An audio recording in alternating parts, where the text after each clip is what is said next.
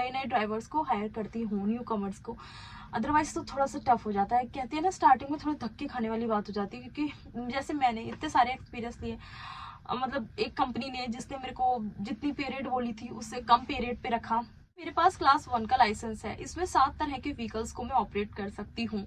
अभी मेरे हाथ में ये मेरा लाइसेंस, मैं आपको बताती हूँ कौन कौन से 7 तरह के आप भी अगर ये लाइसेंस लेते हैं तो व्हीकल्स ऑपरेट कर सकते हैं।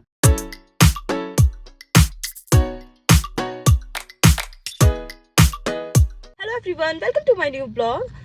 आज है मंडे की मॉर्निंग और अभी मैं काम पे निकलने लगी हूँ। बाहर का मौसम तो ऐसे हो रहा है जैसे कि अभी बारिश होने वाली है, तो देखते हैं आज का दिन कैसा रहता है। अभी मैं ब्रोमोंट में हूँ और मेरे को डिलीवरी के बाद सिर्फ एक यही पिकअप मिली कि ब्रोमोंट जाओ और वहाँ से स्विच करनी है। मुझ पर अभी बहुत सारा टाइम है और मैंने सोचा क्यों ना आप लोगों के साथ कुछ और डिस्कस करूँ, कुछ और बातें करूँ। बिकॉज मैंने अपनी लास्ट वीडियो में बोला था कि जिस टॉपिक पर आप लोग चाहते हो कि मैं वीडियो बनाऊं तो मैं उस टॉपिक पर ही बनाऊंगी। मुझे सबसे ज़्यादा कमेंट तो इसी बात के दिखे कि लाइसेंस का पूरा प्रोसेस बताइए कि लाइसेंस कैसे बनता है कनाडा में ट्रक ड्राइविंग के लिए। इस पूरे प्रोसेस को मैं आज आप लोगों को बताने लगी हूँ। और एक ने कार का भी लाइसेंस का पूछा था, जो मैंने कमेंट पढ़ा था कि कार के लाइसेंस का भी बताइए। मैं आप लोगों को आज दोनों ही प्रोसेस बताने लगी हूँ कि कार के लाइसेंस कैसे बनेगा, उसके बाद हैवी व्हीकल का जो ट्रक का लाइसेंस है वो कैसे बनेगा। आपको सबसे पहले अपने कार का लाइसेंस करवाना होगा। बट मेरी आप लोगों को एक एडवाइस है कि आप लोग जो अपनी कंट्री से आ रहे हैं, चाहे इंडिया या कोई सी भी कंट्री से आ रहे हैं, तो वहाँ का लाइसेंस अपना लेकर आए। वहाँ का लाइसेंस मीन्स वहाँ का जो आपका 4 व्हीलर का लाइसेंस हो वो बहुत यहाँ पर अच्छा रहेगा। आपको जस्ट एक्सचेंज करवाना पड़ेगा और कोई प्रोसीजर आपको लंबा सा नहीं फॉलो करना पड़ेगा। बिकॉज मैं अगर क्यूबेक की बात करूँ तो क्यूबेक में जो लोगों को जैसे सपोज अगर मेरा इंडिया का लाइसेंस नहीं होता ड्राइविंग लाइसेंस, तो मुझे पूरा ऑलमोस्ट 8 मंथ्स 8 महीने पूरा वेट करना पड़ता है। बिकॉज यहाँ पर क्या होता है कि जिनके पास कोई लाइसेंस नहीं है पहले, उनको पहले तो नॉलेज टेस्ट क्लियर करना पड़ता है। उसके बाद उन्हें एक पर्टिकुलर ड्राइविंग स्कूल में पूरी ट्रेनिंग लेनी पड़ती है। जितना भी पीरियड होता है ड्राइविंग स्कूल का या जो भी उनका होता है, जितना भी टाइम लगा के, तो उसमें एक बहुत लंबा टाइम लग जाता है। बिकॉज उसके बाद वेट करना पड़ता है। एंड आई थिंक उसके बाद यहाँ पे इन क्यूबेक प्रोविशनरी लाइसेंस देते हैं। उसमें ये होता है कि आप किसी के साथ बैठ के कार चला सकते हो। एक लॉन्ग प्रोसीजर हो जाता है कि पहले आप नॉलेज टेस्ट क्लियर करो। वो 3 मॉड्यूल होते हैं उसके भी। यस, और उसमें भी आप लोगों को पता नहीं एक मॉड्यूल अगर क्लियर हुआ तो ठीक है, मतलब तीनों अगर एक साथ हो गए, ओके। अगर एक हो गया, दूसरा नहीं हुआ या तीसरा हो गया, तो आपको उस एक मॉड्यूल के लिए पूरा 1 मंथ वेट करना पड़ता है। बिकॉज यहाँ पर स्पेशली इन क्यूबेक 1 मंथ का वेटिंग टाइम होता है जब आप कार का लाइसेंस बनवा रहे हैं और आप नॉलेज टेस्ट क्लियर नहीं करवाए हैं तीनों मॉड्यूल एक बार में। आप जितने मॉड्यूल क्लियर करते जाओगे वो उसका टेस्ट दोबारा नहीं लेंगे, बट जो रह गया है मॉड्यूल उसके लिए आपको पूरा 1 मंथ वेट करना पड़ेगा। जैसे सपोज कि आज है 7 तारीख, ठीक है। मैंने आज कोई एग्ज़ाम दिया है इसका, क्यूबेक में नॉलेज टेस्ट दिया है सिर्फ कार के लाइसेंस के लिए, और मेरे 2 मॉड्यूल हो गए हैं और एक मॉड्यूल रह गया है। उसमें 3 मॉड्यूल आते हैं, उसमें क्वेश्चंस होते हैं। एक मॉड्यूल में आई थिंक 16-20, मुझे एक्जैक्टली अभी याद नहीं क्योंकि इनका शायद अभी थोड़ा चेंज भी हुआ है, बट 3 मॉड्यूल रहते हैं। तो अगर सपोज मेरा कोई एक मॉड्यूल छूट गया है, रह गया है, मतलब मुझसे नहीं क्लियर हो पाया, तो मुझे अगली डेट अगले 7 सितंबर की मिलेगी। उससे पहले की कोई डेट नहीं मिलेगी। तो 30 डेज और 28 या 30 डेज का इनका वेटिंग टाइम होता है। बहुत लॉन्ग प्रोसीजर है यहाँ क्यूबेक में। अगर आपके पास सपोज लाइसेंस है, जैसे मेरे पास इंडिया का लाइसेंस था ड्राइविंग लाइसेंस, तो मैं यहाँ पर SAAQ जैसे हमारे RTO ऑफिस होता है वैसे ही होता है यहाँ पर। मैं वहाँ गई तो उन्होंने मेरे लाइसेंस को पूरा चेक करते हैं वो कि ये वैलिड है या ऐसे ही आपने फेक बनवा रखा है, सबका वो बहुत कुछ देखते हैं। देन उसके बाद हमें नॉलेज टेस्ट के लिए डेट मिलती है। जैसे कि नॉलेज टेस्ट की डेट मुझे, मतलब मैंने गई वहाँ पर और मैंने अपना एक्सचेंज करवाने के लिए गई, तो नॉलेज टेस्ट की डेट मिली। उसके तुरंत ही दिन, मतलब कुछ जैसे मैंने नॉलेज टेस्ट अपना क्लियर करा, उसके कुछ दिनों बाद लाइक 1 वीक और 2 वीक बाद मुझे ड्राइविंग टेस्ट की डेट मिल गई थी। मतलब कोई ज़्यादा टाइम नहीं लगा था।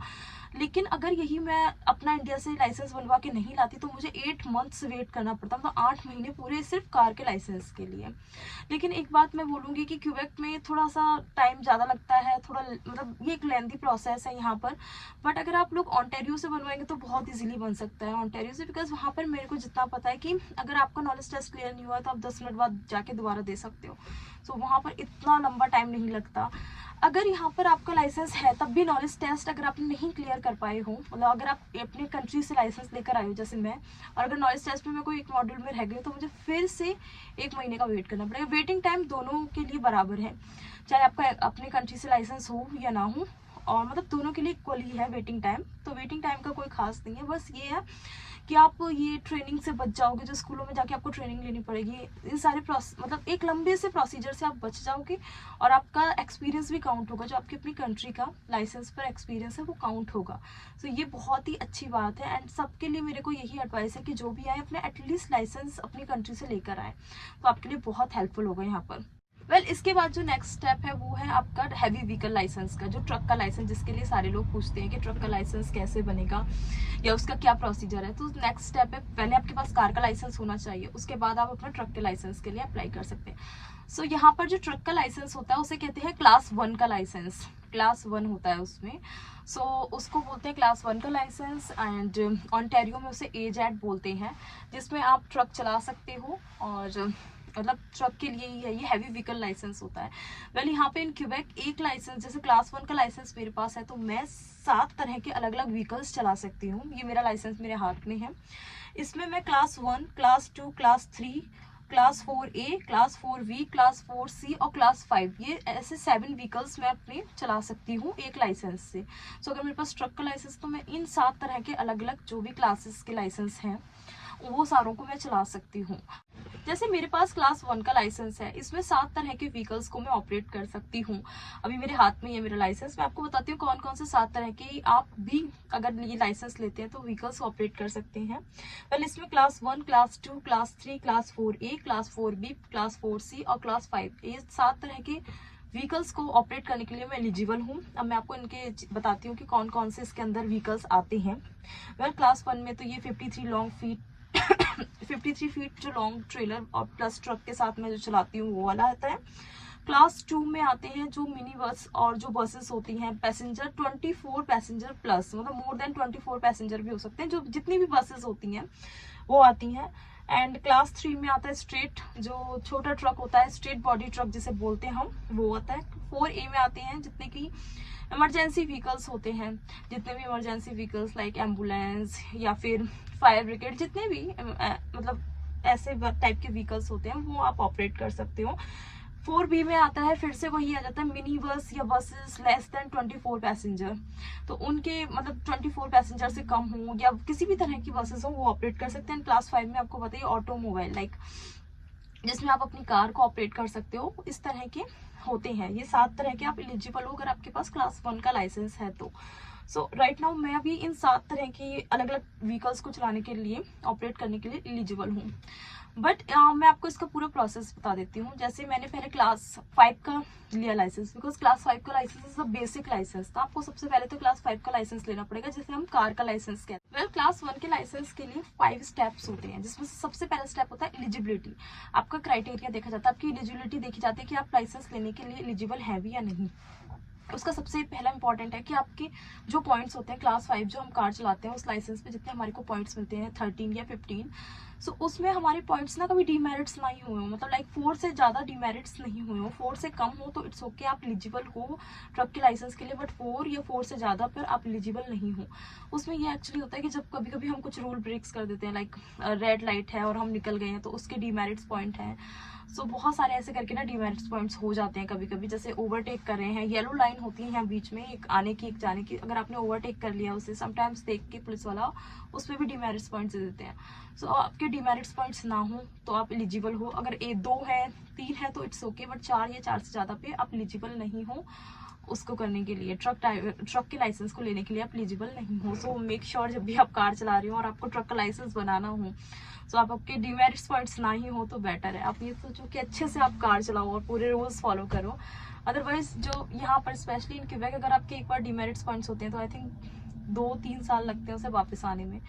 सो ये थोड़ा सा बड़ी दिक्कत है, तो मतलब बहुत संभल के चलना पड़ता है ना हर चीज़ के लिए कि डीमेरिट्स पॉइंट्स ना हो जाए। स्पेशली ट्रक ड्राइवर के लिए बहुत मुश्किल है, क्योंकि अगर ज़्यादा आपने मतलब अगर ऐसी ड्राइविंग हो गई आपकी कि हाँ चलो कहीं से भी निकल रहे हैं, जल्दी निकल रहे हैं, ये कर रहे हैं, तो डीमेरिट्स होने के बाद आपके ट्रक पर इसका वो पड़ता है। और मुझे पता है, मुझे जितना आइडिया है कि कुछ अच्छी कंपनियां, जो बड़ी कंपनियां होती हैं, वो आपका एब्स्ट्रैक्ट मांगती हैं एंड अगर आपके ज़्यादा डीमेरिट्स पॉइंट है तो वो काम भी नहीं देती। ये यहाँ की है, कुछ कंपनियां हायरिंग मतलब बिल्कुल नहीं हायर करती। अगर आपके 1, 2, 3 भी डीमेरिट्स पॉइंट है तो वो हायर ही नहीं करती।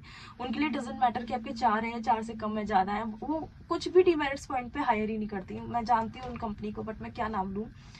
सो सबसे बड़ा तो एलिजिबिलिटी ही एक हमारा क्राइटेरिया ना कि हम एलिजिबल है भी या नहीं। और दूसरा एक अभी मैंने ये नया पढ़ा है, मैंने पहले नहीं रीड किया था, अभी आई थिंक क्यूबेक में थोड़ा सा चेंजेस लाए हैं लोग। इनने क्या करा है कि 36 मंथ का आपके पास आप मतलब क्लास 5 का जो कार का लाइसेंस आप होल्ड करते हो 36 मंथ, मतलब आपका लाइसेंस क्लास 5 का जो कार का है वो एटलीस्ट 3 साल पुराना होना चाहिए, या फिर आपका 2 साल पुराना होना चाहिए वही लाइसेंस, या एक डिप्लोमा उन्होंने बता रखा है, वो कुछ ट्रांसपोर्ट से रिलेटेड ही डिप्लोमा है जिसको यहाँ का जो मिनिस्ट्री SAAQ है उससे वो सर्टिफाइड होगा, ऐसा एक डिप्लोमा है। एंड एक और कंडीशन थी कि आपके पास मतलब आपने डिप्लोमा लिया हो या फिर आपने कोई जो वो होते हैं स्कूल्स होते हैं उनसे 40 घंटे मतलब 300 आवर्स का इन्होंने रखा है क्राइटेरिया कि 300 आवर्स आपने पब्लिकली चला के रोड पर चलाया हो, जैसे कि 40 आवर्स तो आपने किसी ड्राइविंग स्कूल में लगाए हों, प्लस आप किसी के साथ बैठ के गए हों, आपने उतने आवर्स कंप्लीट करे हों। तो ऐसे मतलब क्राइटेरिया ने अभी रखा हुआ है, एक नया मतलब एक ऐड कर दिया है। अदरवाइज पहले जितना मुझे पता है कि ये ज्यादातर क्राइटेरिया होता था कि आपके डीमेरिट्स पॉइंट्स ना हो तो आप ट्रक के लाइसेंस के लिए एलिजिबल हो।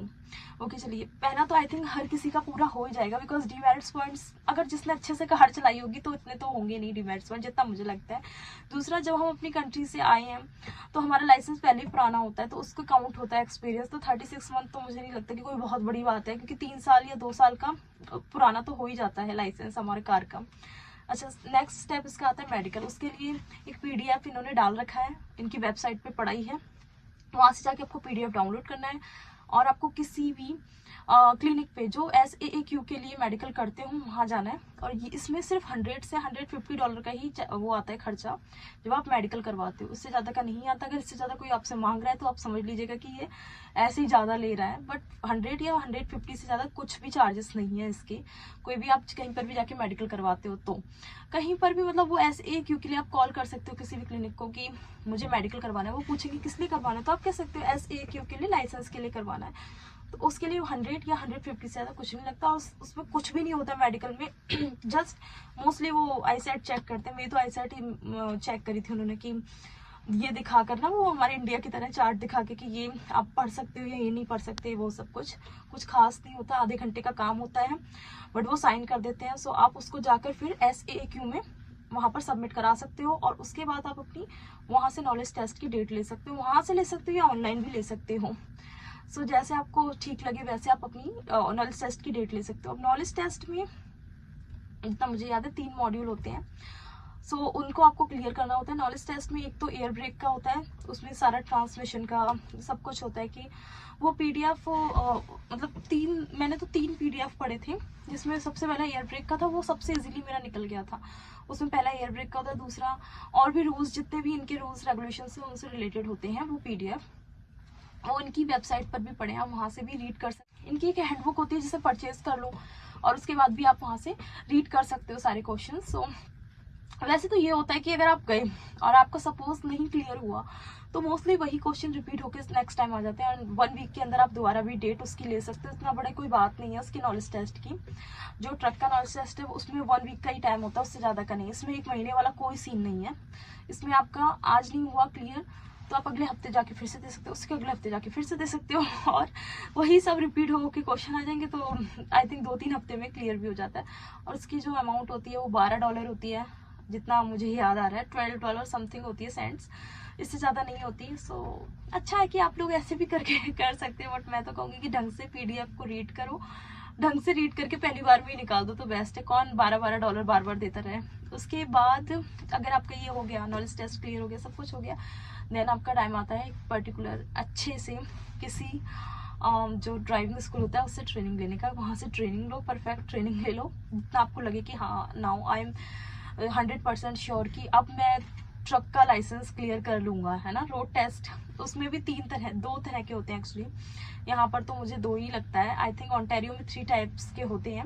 एक तो आपसे इंस्पेक्शन करवाएंगे, वैसे 3 ही तरह का आप कह सकते हो, क्योंकि एक तो आपसे इंस्पेक्शन करवाएंगे वो पहले, ठीक है। ये भी आपको आपके ड्राइविंग स्कूल वाले सिखाएंगे कि कैसे इंस्पेक्शन करनी है। और इंस्पेक्शन के लिए आपके पास 10-15 मिनट का टाइम होता है, आपको पूरी इंस्पेक्शन करनी होती है, अंदर से भी बाहर से भी इंस्पेक्शन है पूरी ट्रक की।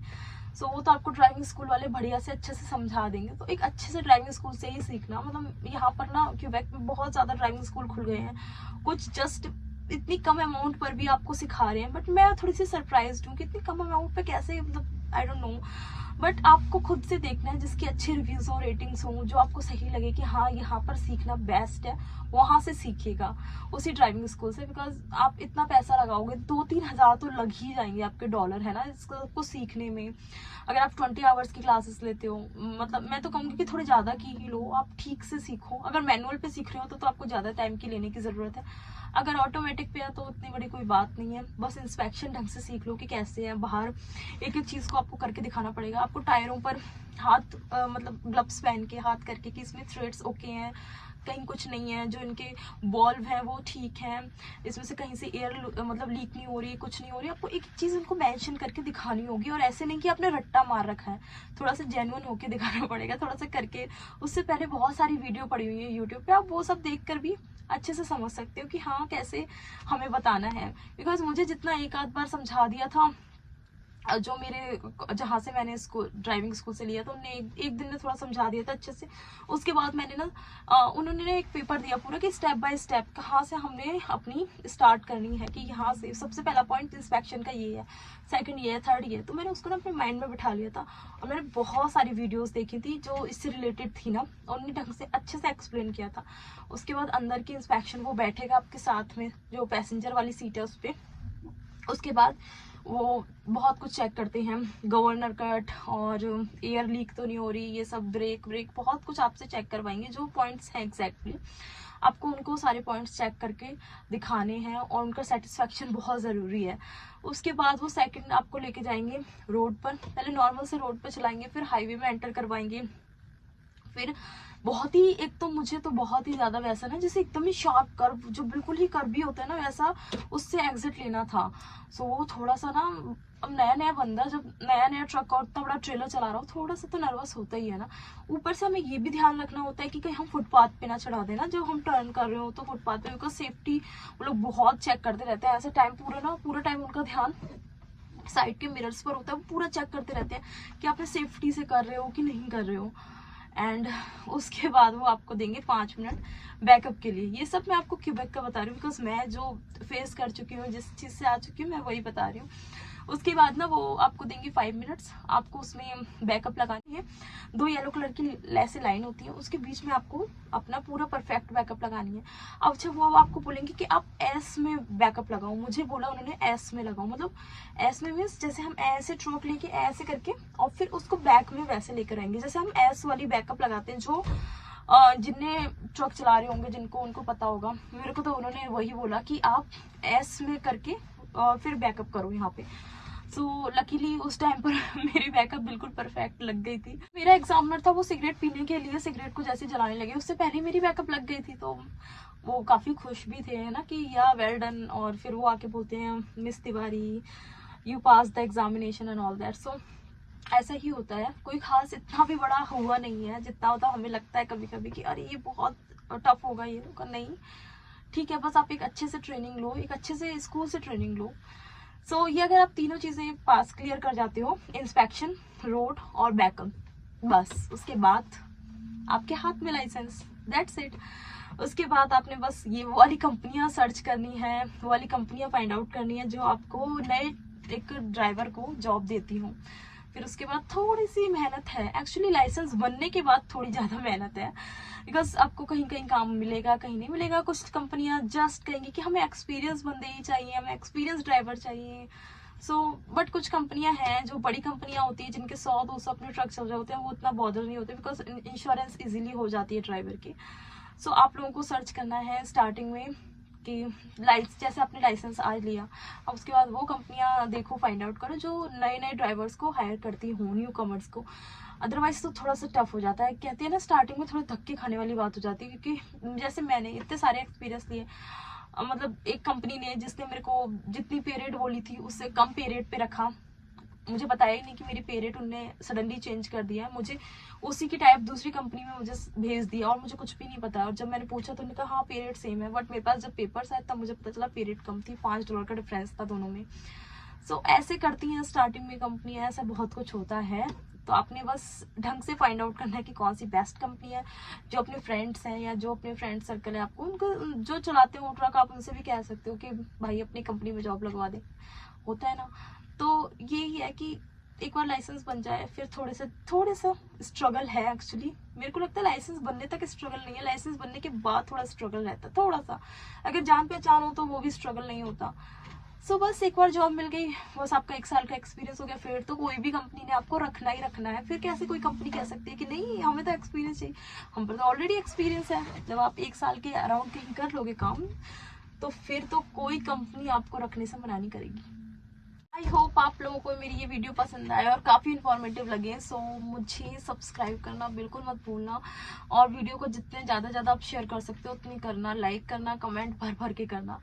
सो आई होप कि मैंने ये वाले पॉइंट को अच्छे से आप लोगों को डिस्क्राइब किया हो, अच्छे से समझाया हो कि हाँ कैसे लाइसेंस बनता है और क्या क्या यहाँ पर रहता है।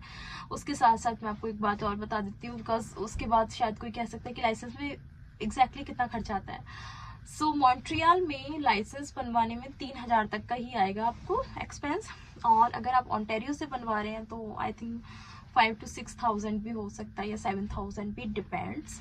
बट क्यूबेक में लाइसेंस बनवाना ट्रक का थोड़ा सा सस्ता है ओंटारियो से। यहाँ पर 3000, थोड़ा क्या आप लगा लो, यहाँ से डबल ही है ओंटारियो में। सो यहाँ पर 3000, वहाँ पर 6000 और 7000। तो ये आप लोग को माइंड में रखिएगा कि आपको कहाँ का लाइसेंस बनवाना है, आपने कहाँ पर काम करना है। बट ओंटारियो के लाइसेंस की एक बात है, ओंटारियो का लाइसेंस हर जगह पर चल सकता है, हर जगह पर, मोस्टली हर जगह पर एलिजिबल है।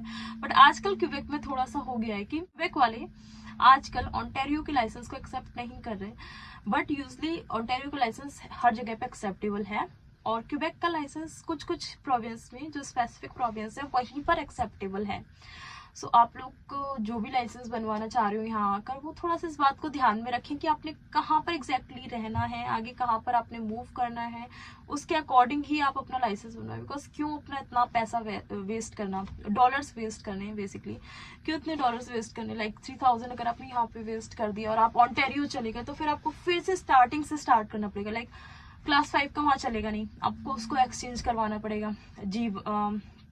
आई थिंक G1 G2 जो भी होता है उसमें एक्सचेंज करवाना पड़ेगा, फिर आपको AZ लेना पड़ेगा। तो डबल से क्या ट्रिपल या 4 टाइम्स आपके खर्चे हो सकते हैं। सो आपने अपने आप में देखना है कि आपने कैसे करना है, आपने कहाँ रहना है, कहाँ से लाइसेंस बनवाना है, कहाँ पे आपने मतलब परमानेंटली रहने का सोचा है। और ये भी पहले चेक करें कि जो पर्टिकुलर आप प्रोविंस का लाइसेंस बनवा रहे हैं वो कौन अलग अलग किस किस प्रोविंस में एलिजिबल है, किस किस प्रोविंस में वो चल सकता है। जितना मुझे पता है ओंटारियो का लाइसेंस मोस्टली हर जगह चलता है, लेकिन अभी क्यूबेक में नहीं चल रहा, ये सच्चाई है। बिकॉज मोस्टली कंपनियां अभी क्यूबेक का लाइसेंस ही मांगती हैं, जो यहाँ की कंपनियां वो यहाँ के लाइसेंस मांग रही हैं। उसके अलावा मेरे ख्याल से हर जगह पे ओंटारियो का लाइसेंस चल जाता है। तो ओंटारियो के लाइसेंस पे ये अच्छी बात है थोड़ा एक्सपेंसिव, 6 to 7,000 कोई इजी बात नहीं है, बट ओके है। हर जगह चल जाएगा काम, हर जगह मिल जाएगा, आप कहीं भी किसी भी प्रोविंस में जाएं। सो कोई भी कंपनी आपको हायर करने से पहले 10 बार सोचेगी नहीं, कुछ आपके सामने टर्म्स एंड कंडीशन नहीं रखेगी कि इसी प्रोविंस का हो लाइसेंस, बिकॉज आपके पास ओंटारियो का है। सो आई होप मेरी सारी मैंने चीज़ों का जवाब दे दिया हो, जो जो मेरे माइंड में आती जा रही है, मेरे को याद आती जा रही है, मैं हर एक बात का आपका रिस्पॉन्स मतलब कर दिया इस वीडियो के थ्रू। सो आई होप आप लोगों के लिए ये वीडियो काफ़ी अच्छी हो।